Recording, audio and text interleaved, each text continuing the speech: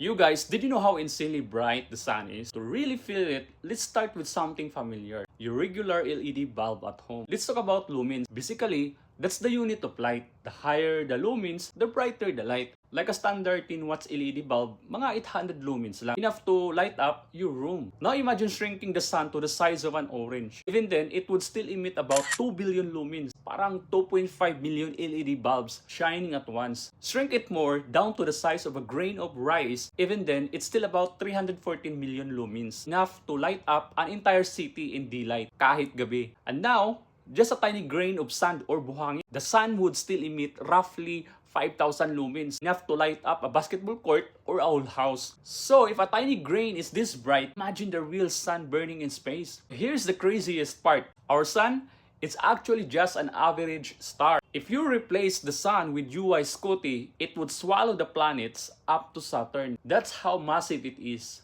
Our sun, average. UY Scuti, absolute cosmic flicks. Makes you wonder how small we really are in the universe.